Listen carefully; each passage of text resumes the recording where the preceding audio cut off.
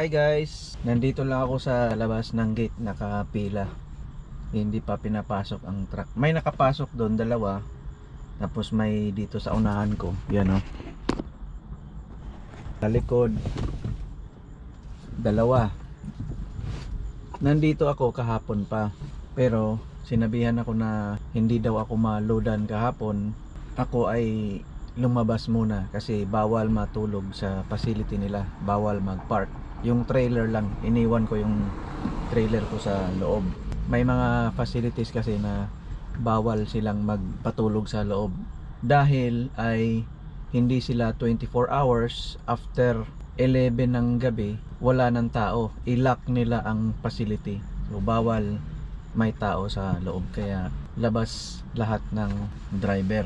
Ako ay nag personal conveyance papunta doon sa doon sa Flying J. Nagbiyahe ako ng mga 15 minutes lang, malapit. Ang nangyari doon, hindi ko tinuloy ang pag-park doon overnight kasi natakot ako doon, guys. May security sila, may baril. Parang sa nakikita ko, no, napipil ko na parang hindi safe kasi bakit may security at saka may baril. Tapos wala nang parking doon kahit bobtail ako. Ang pwede ko lang mahintuan doon ay yung hindi parking spot.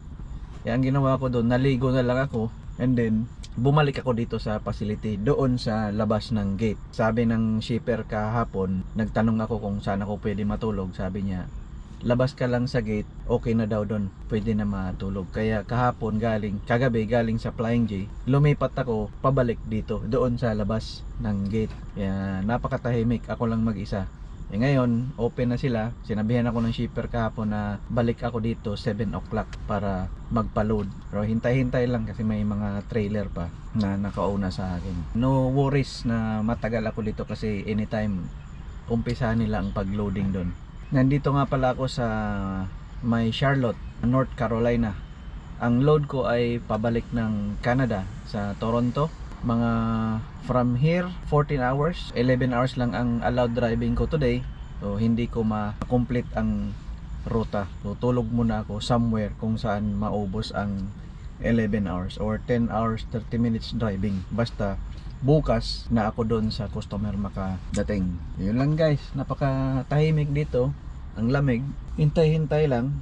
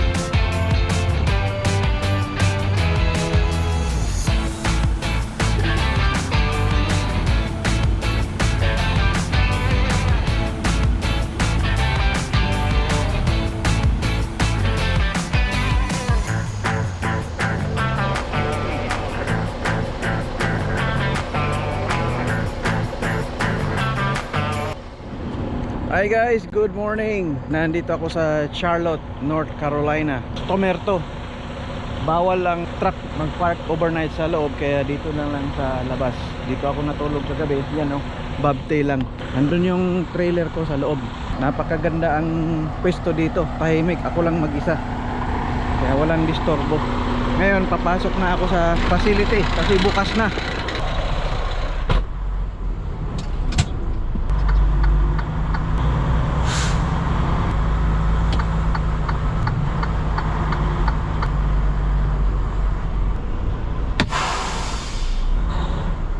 You have 8 hours and 0 minutes of remaining drive time.